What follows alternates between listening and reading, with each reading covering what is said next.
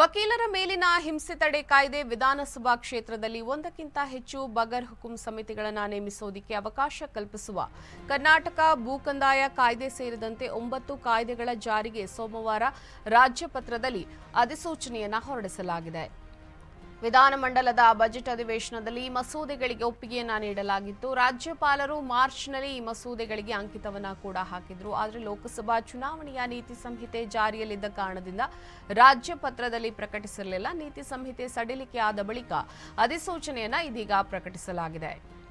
Karnataka civil ಎಂಜಿನಿಯರ್ಗಳ ಕಾಯ್ದೆ, ಕರ್ನಾಟಕ ಸಾರ್ವಜನಿಕ ಸಂಗ್ರಹಣೆಯಲ್ಲಿ ಪಾರದರ್ಶಕತೆ ಕಾಯ್ದೆ, ಅಂತರ್ವಿಷಯ ಆರೋಗ್ಯ ವಿಜ್ಞಾನಗಳು ಮತ್ತು ತಂತ್ರಜ್ಞಾನ ವಿಶ್ವವಿದ್ಯಾಲಯ ಕಾಯ್ದೆ, ಕರಾವಳಿ ಅಭಿವೃದ್ಧಿ ಮಂಡಳಿ ಕಾಯ್ದೆ, ಕರ್ನಾಟಕ ಮುದ್ರಾಂಕ ಕಾಯ್ದೆ ಮತ್ತು ಹಂಪಿ ವಿಶ್ವ ಪರಂಪರೆ ಪ್ರದೇಶ ನಿರ್ವಹಣಾ ಕಾಯ್ದೆಗಳನ್ನು ಸೋಮವಾರದಿಂದ ಜಾರಿಗೊಳಿಸಲಾಗಿದೆ.